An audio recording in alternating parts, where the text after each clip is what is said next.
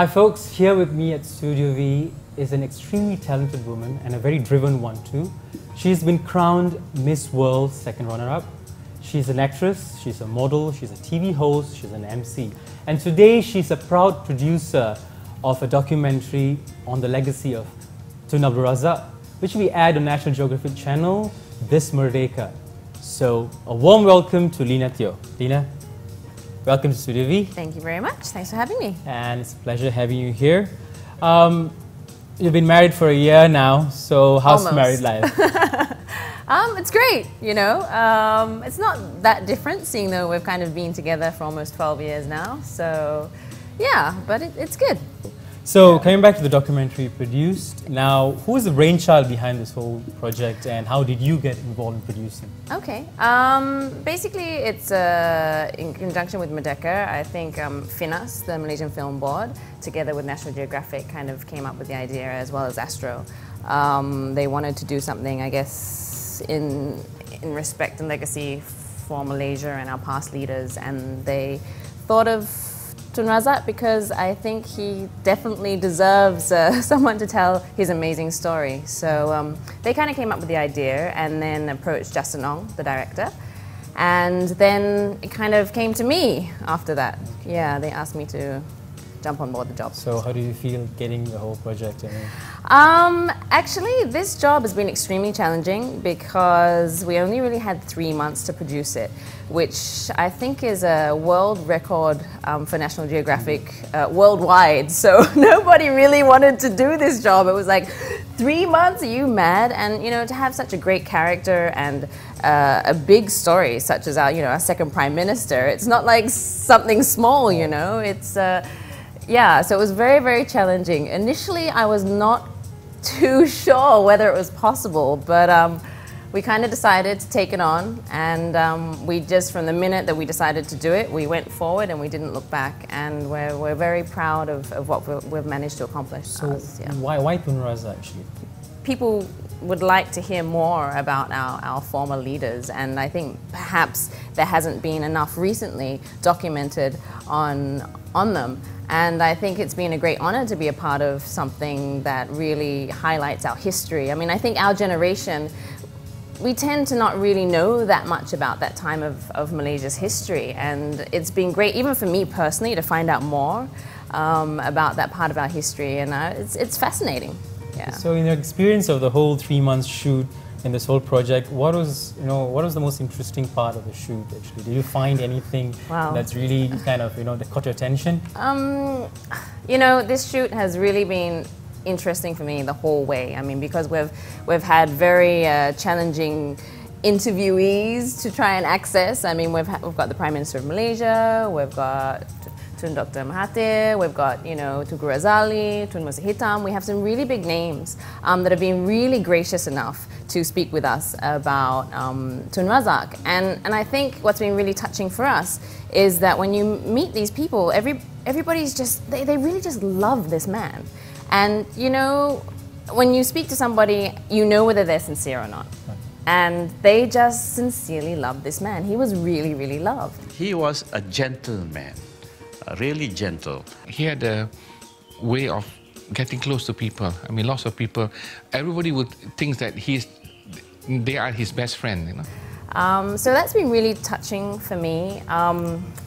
Getting the archives, getting the photographs, getting everything together in time to kind of put it together for the film, for me, was very, very challenging. So the whole time has been been a big challenge, yeah. Is this your first time in producing, or have you produced before? No, this is actually my fourth film doing documentaries.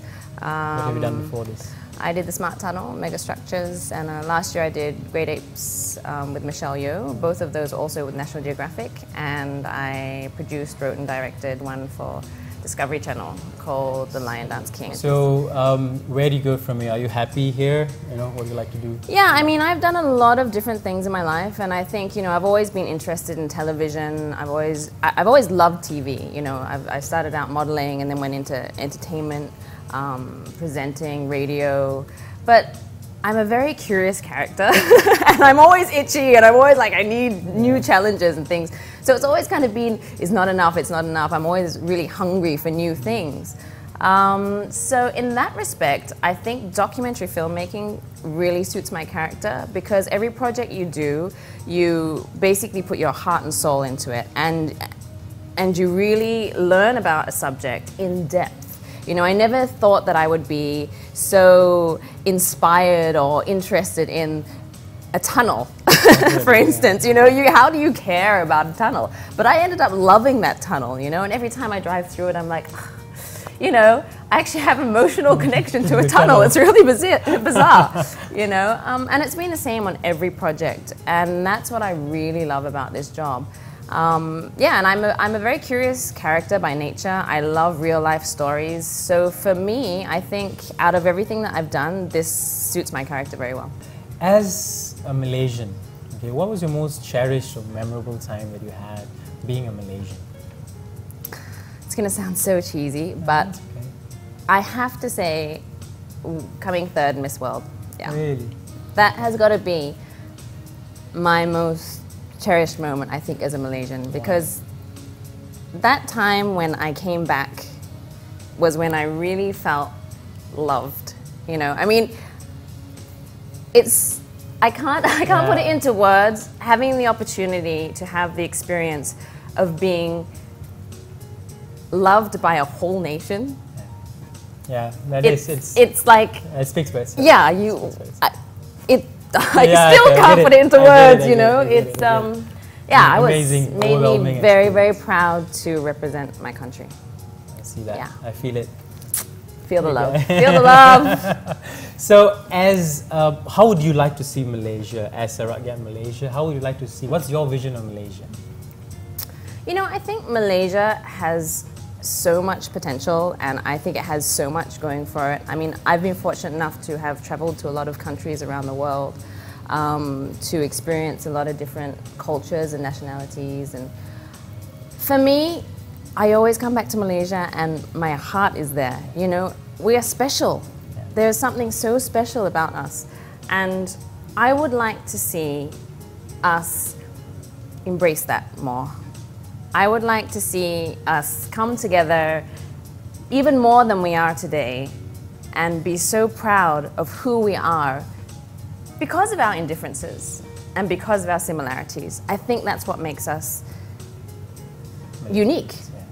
You know, I don't know any other country in the world that is like us, that lives the way we do. It's so difficult when you go to another country and they try, I don't understand, what is this?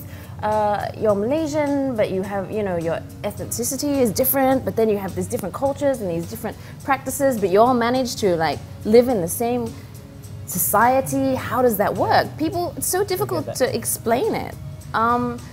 But it's home, you know, and it's what makes us unique. I would like us to celebrate that more, be proud of the fact that we all do come from different backgrounds, but you know, we're Malaysian and we love to be Malaysian. On a final note, would you like to say anything to your fans? Please don't forget to tune in to National Geographic Channel 553 on Astro to watch our documentary, A Leader's Legacy, Tun Razak. It's going to be airing on August 31st at 9 p.m, the 5th of September, and Malaysia Day, September 16th. And happy Merdeka to all Malaysians. Happy Merdeka to all.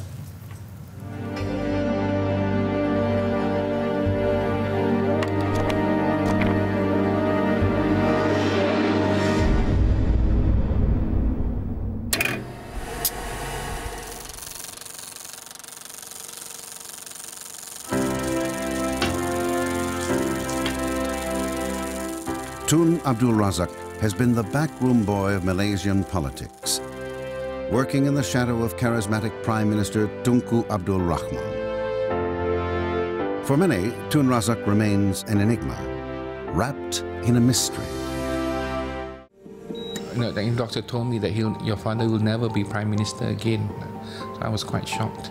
Then I asked her, how long do you think he will live? I actually said, you know, how many more years? He says, I'm not talking about years. He said, I'm just talking about days and weeks.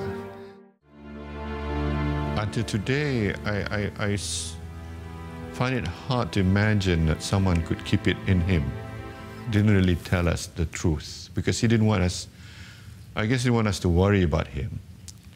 And he was a very secretive person. He didn't want, the country to worry about him or the country's stability to be affected by the fact that the leader is enduring or suffering from a very serious illness.